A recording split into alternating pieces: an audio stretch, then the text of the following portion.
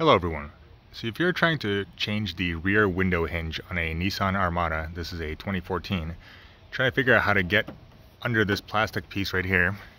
This is how you do it. First off, you have to remove the plastic trim around here. Now I didn't need any tool, I just kind of reached around the edges near the front, got my fingers out and pulled the whole thing out. Then there are 5 bolts like this. They're 8mm and 10mm are the actual bolts that hold this on onto the car, and there's 3 of these plugs here. So these fit here, here, and there, and the 5 bolts are, gonna see they're already removed. 1, 2, 3, 4, 5. So once you get this off, essentially the plastic trim piece is ready to come out. I haven't fully finished the repair. As you can see, the old hinge is still here, but it's pretty much ready to take out. Now, you will need one of these plastic pry tools to get under the edge, and I'm not sure if there's not that much light there. Again, you're basically trying to get,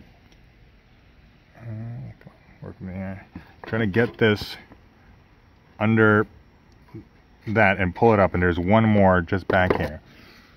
Now, it's a bit of a pain in the neck, and also there is an adhesive strip that holds this whole thing on. So right now there's nothing holding it on except an adhesive strip, but that strip is incredibly strong. And in fact, I'm actually not going to remove it simply because it's really glued on very well. And I think there's clearly plenty of clearance to just get this out and kind of pop it back in.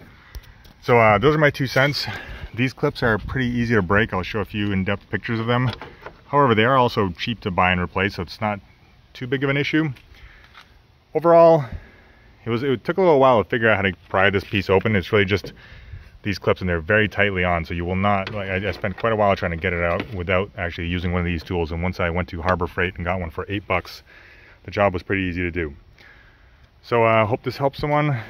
There didn't seem to be too much info online about how to get this fixed, and I'm pretty sure this is a fairly common problem.